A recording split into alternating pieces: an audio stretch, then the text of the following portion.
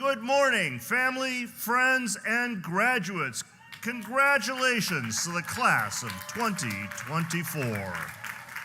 Today, we will recognize the lives, the contributions of 3 civil rights heroes who sacrificed their lives 60 years ago, fighting for the right of all Americans to vote, to exercise their right in our democracy.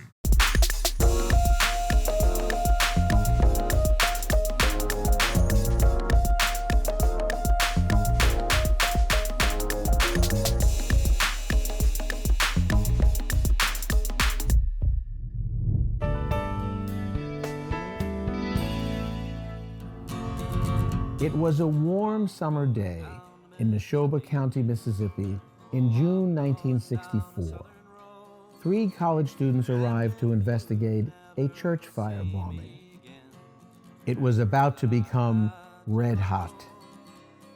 James Chaney, Andrew Goodman, and Michael Schwerner were recruited along with hundreds of black and white volunteers to register voters, develop schools, and secure better health care in Mississippi. The project was known as Freedom Summer. Andrew Goodman was born on the Upper East Side of Manhattan to Jewish parents Robert and Carolyn Goodman. The Goodman family was heavily involved in socially progressive activism. It was a path Andrew followed when he attended Queens College. He joined the Congress of Racial Equality, otherwise known as CORE, during his junior year.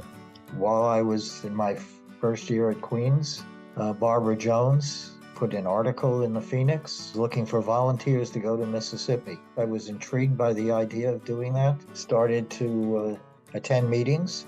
Andy Goodman and I were the guys who were the most consistent in going to the different meetings, continuing to learn about the project, and continuing to say we were ready to go. African-American James Chaney was of the Catholic faith, born in Meridian, Mississippi, the eldest son of Fannie and Ben Chaney. As a teenager, James took a strong interest in the civil rights movement, often talking with his mother about getting involved. Later on, he organized voter education classes, helping CORE members with introductions to local church leaders and escorting them around Mississippi counties. He and my moms would talk a lot, and he would share what he was interested in doing. She never forbade him, but she would always end their conversation with, "Boy, you know you can get killed by what you're doing." And he would chuckle and laugh and say, "Yeah, I know. Affectionately known as Mickey, Michael Schwerner was born to Jewish parents Ann and Nathan in Pelham, New York.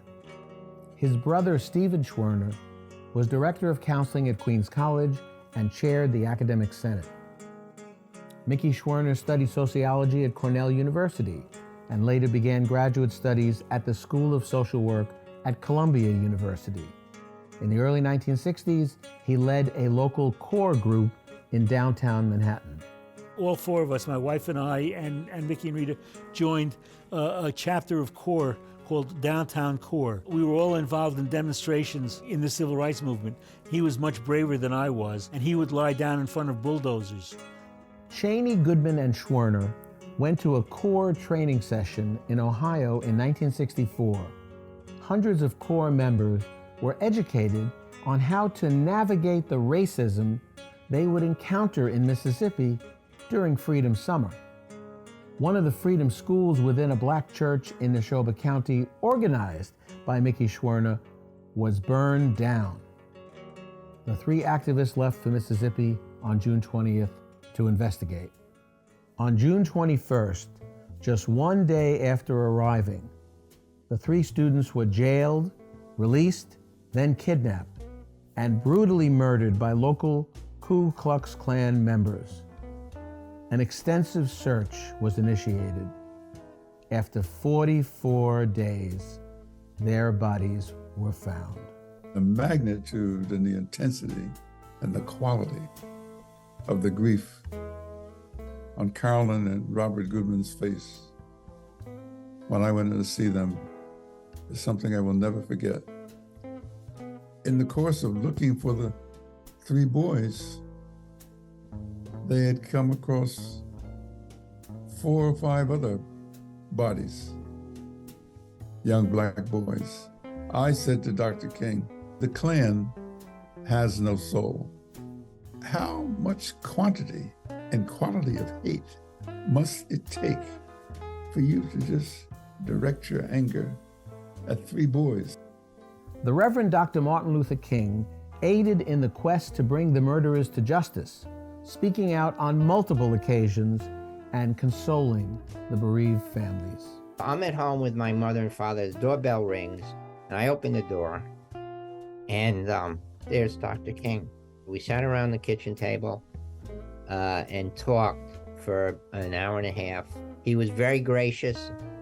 He did everything he could. It was important these murders be kept in public view so that people would know how folks were treated in Mississippi and as a generalization through a lot of the rest of the South. Dr. King visited Queens College's Colden Auditorium on May 13, 1965 for the inaugural President John F. Kennedy lecture series.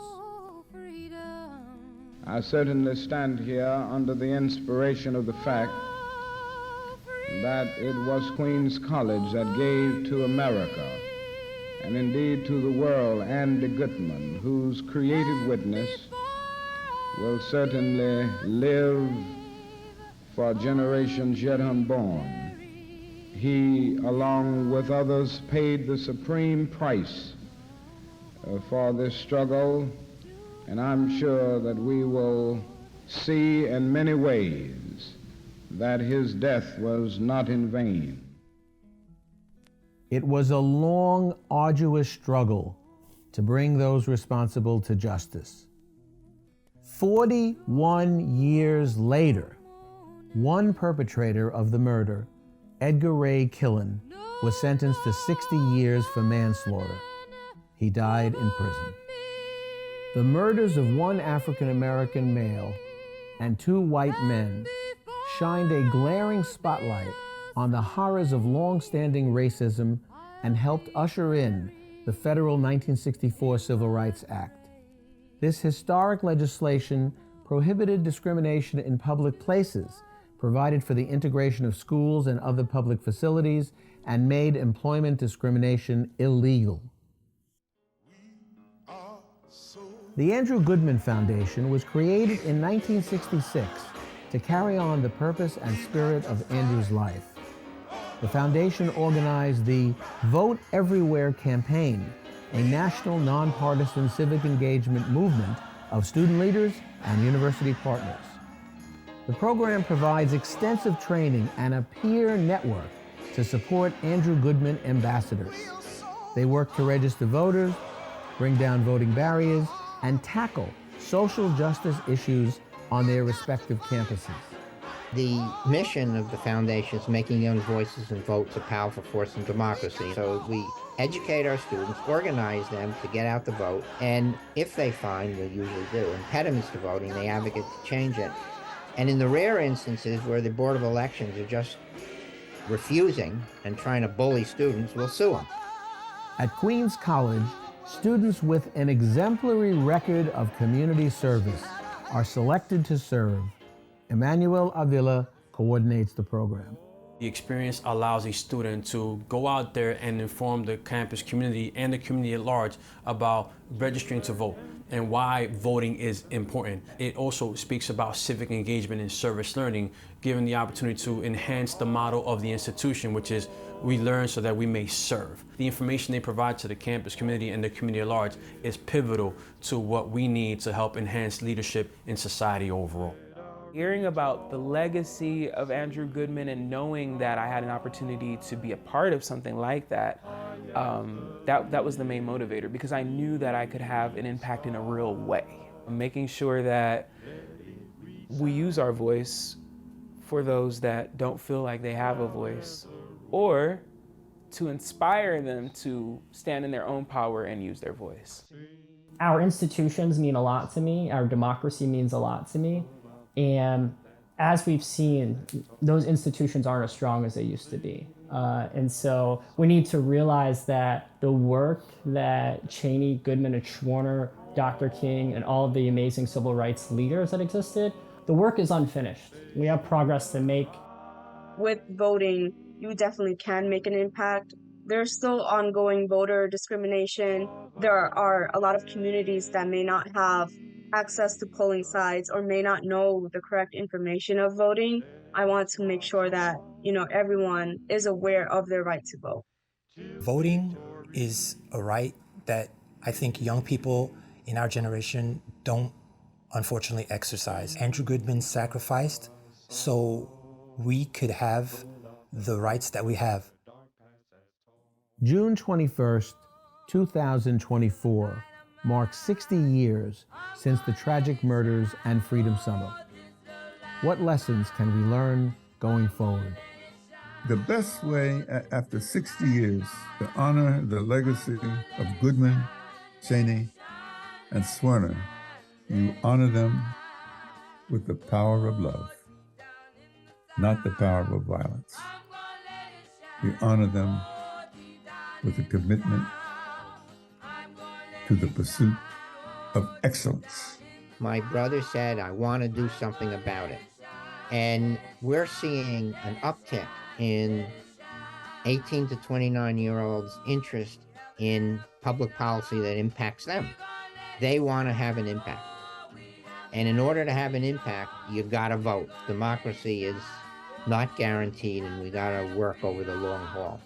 It really comes down to ensuring that we're not just doing the work that is necessary in the moment, but the work that is sustainable and will last a lifetime. And to do some important, meaningful, and impactful work. When I think about everything that has been done for me to be in this seat today, I can't sit still. That's why I'm hoping that my generation is galvanized to make something happen in a real way, in a meaningful way. We face ourselves and we say, okay, we know we're hurting, we know we're in pain.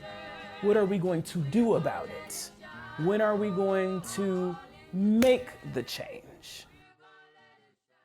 The bells of the Chaney-Goodman-Schwerner Clock Tower of Queens College's Benjamin S. Rosenthal Library ring every hour in honor of the fallen heroes. The clock tower was dedicated in 1989, and the library hosts a civil rights archives. In 2014, President Barack Obama presented the Presidential Medal of Freedom posthumously to James Chaney, Andrew Goodman, and Michael Schwerner. On June 21st, 1964, 3 young men, 2 white and 1 black, set out to learn more about the burning of a church in Neshoba County, Mississippi. James Earl Chaney, 21 years old. Andrew Goodman, 20 years old. Michael Henry Schwerner, 24 years old. Young men. And in that Freedom Summer, these 3 Americans refused to sit on the sidelines. Their brutal murder by a gang of Ku Klux Klan members shook the conscience of our nation. It took 44 days to find their bodies, 41 years to bring the lead perpetrator to justice. And while they're often remembered for how they died, we honor them today for how they lived, with the idealism and the courage of youth. James, Andrew, and Michael could not have known the impact they would have on the civil rights movement or on future generations. And here today, inspired by their sacrifice, we continue to fight for the ideals of equality and justice for which they gave their lives.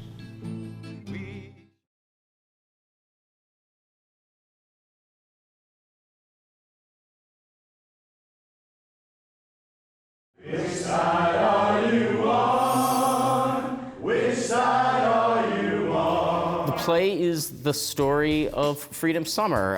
It begins from the perspective of Andrew Goodman, who is a Queens College student. What are the most pressing issues for you guys personally, and what can both parties be doing better to ensure that people's issues are being addressed?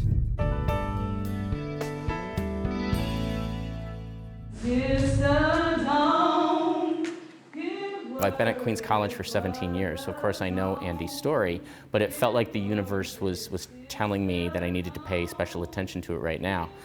So I started asking my students if any of them knew why the clock tower here on campus was named the Chaney-Goodman-Schwerner Clock Tower, and most of them did not. So I determined that I wanted to do something about that. Which side are you on? Which side are you on? The play is the story of Freedom Summer. It begins from the perspective of Andrew Goodman, who is a Queens College student who volunteered to be a part of the Mississippi Summer Project, which brought 1,000 volunteers from mostly northern colleges down to the state of Mississippi to try and register Black voters and carry out freedom schools, educating Black voters throughout the summer. Act 1 takes place here at Queens College, and that's the story of Andrew Goodman and how he learned about the project and how he enlisted for it and the family that he came from that inspired him to go. Act 2 is in Ohio at the Western College for Women, what is now Miami University. And that is where the training took place with SNCC. Andy was there for about a week. Learning how to be an activist. They were taught other things, like, for example, how to take a beating. That was an integral part of the training because they knew that the threat of violence was everywhere. And then Act 3 takes us down to Mississippi. It tells the story of Andrew Goodman, Mickey Schwerner, and James Chaney, who went down to investigate the burning of a church that was intended to be one of the freedom schools that summer. And while they were down there, they were arrested by Deputy Cecil Price, who put them in a jail cell, and while they were in that cell, he contacted the head of the local KKK, and they put together a lynching party. What drew me in is that this is a story that I don't think a lot of people know or even remember. Down in Mississippi, no neutrals have we met. So I feel like, especially in this time and place where history is being rearranged and revised, that it's really crucial to tell these stories. And we sang. Ain't gonna let segregation glory turn me round, turn me round, turn me round. Music is integral to the play. It really all began with that Nina Simone song, and so I began with a playlist that was at first just that Nina Simone song. And everybody knows about Mississippi gone down. I remember seeing the news footage of that time.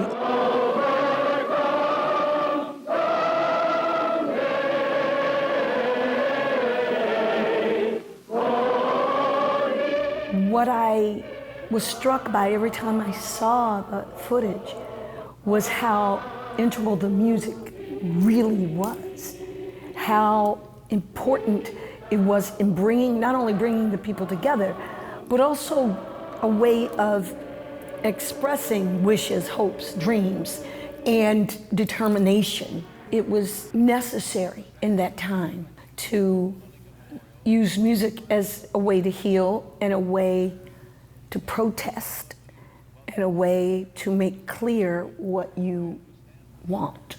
Ralph chose particular songs to go in there, and I worked with the musical director on arrangements of some of the songs. Who was going to sing what when, how did we want things to go, what would either capture what just happened or propel us into what comes next. But for some of us, the work was almost done. So I had to make a choice as to whether I was going to dramatize the murder scene or not, and it was a difficult decision to make because it is particularly violent, but it felt cowardly to not represent the brutality of the act. I could simply say, and then they were murdered, right? It doesn't really give the full justice and weight to the atrocity of what happened, and I felt it was necessary for that to be, for the story to be accurately told. And I wanted this to be as true to history as I could, but I also had to keep, make dramaturgical choices. Marching up to freedom land. Remember, these are the things that happened, and they are a part of American history too. And we need to acknowledge that and see what we've learned, and also like the situation we're in now where so many people want us to go back to some of those things. So to me, it's about education and information. Ain't gonna let nobody, Lord, turn me around, turn me around, turn me around. Ain't gonna let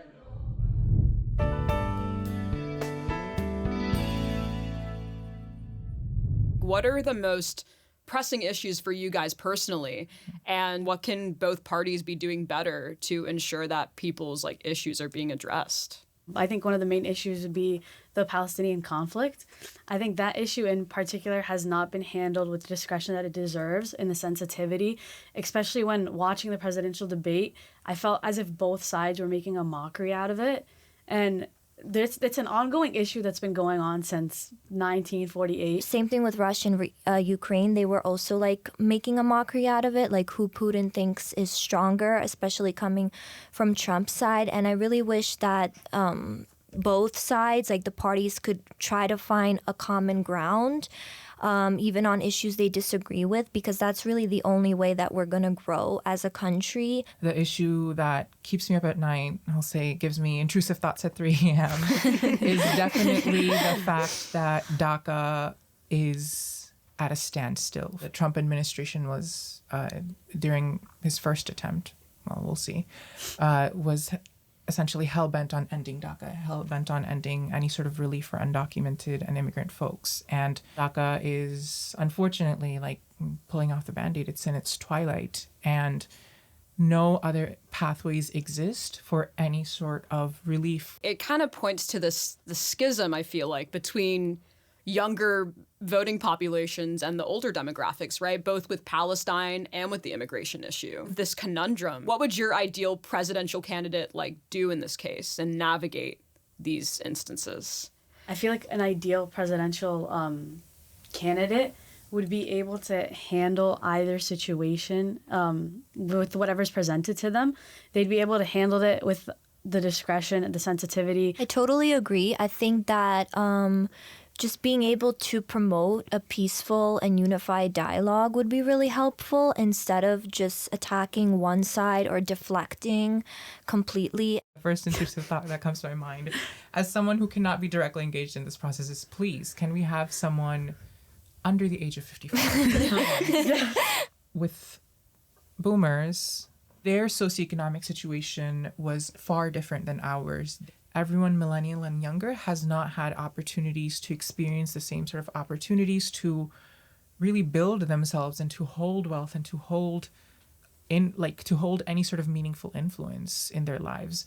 Millennials were hit by economic crises in the 2008. Like for us Gen Z folks, we are still reeling with the aftershocks of the pandemic. The job market is just a god-awful place to be. I have friends who graduated a year earlier, and they are still looking for jobs. No, absolutely. Despite all of that, I mean, what are your views as a whole on becoming more civically engaged, becoming more politically active? I think becoming civically engaged is very important. And if we're informed about certain topics that we're very confident about, I feel like we should use our voices to keep others around us informed as well, just because there's so much propaganda out there. A lot of students, they really do care and they want to stay engaged and they want to stay informed. So I think just spreading awareness about local issues, and then we can go to the more bigger issues abroad, is really important. I wish more was done across CUNY to support and to cultivate these fledgling student spaces of student activism. What I always will say this, what I think makes CUNY is its amazing and diverse student body, diversity of thought, diversity of expression, diversity of background. Think about the fact that maybe it would be terrific if every CUNY student, regardless of their major, their campus, or their department, got a workshop on what civic engagement means.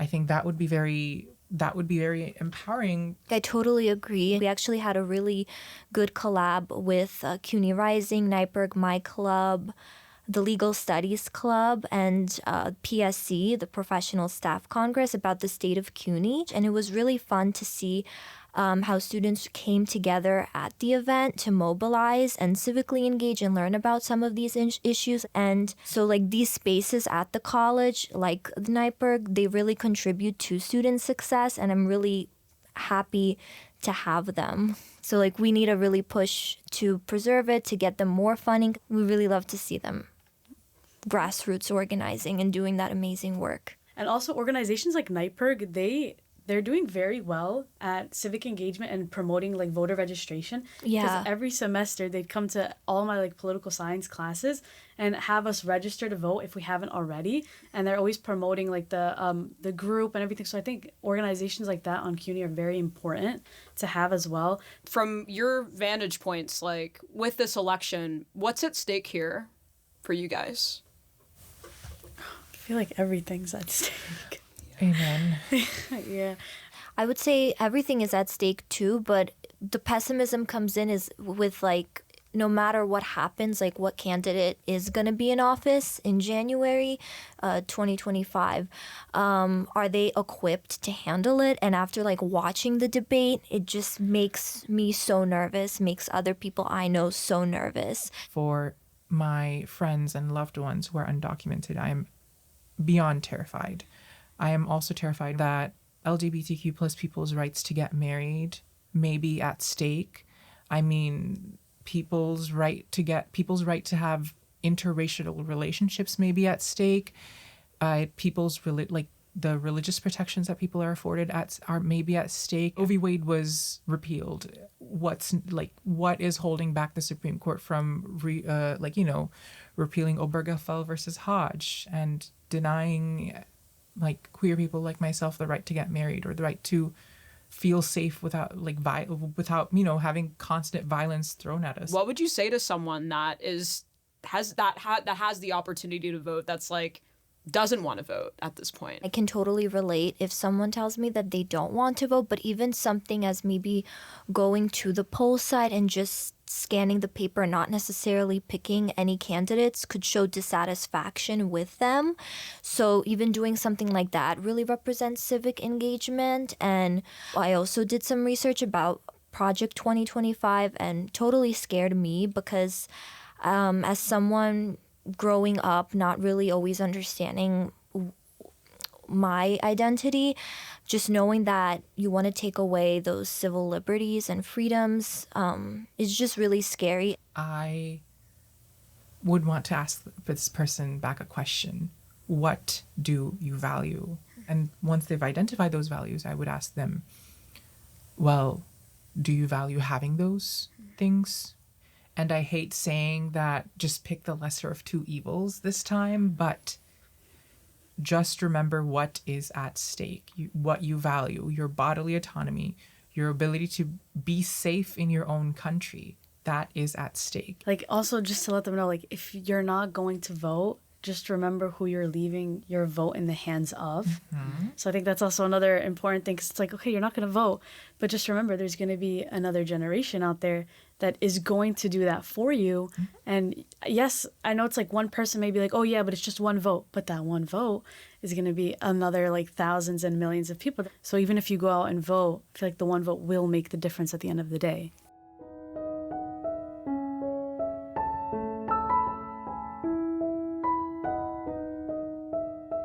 Class of 2024, no matter what field you choose, I encourage you to do the same. You will meet many challenges, but with success. You are armed with the high-quality credentials of Queen College. We all have a very dear place in our heart for Queens College.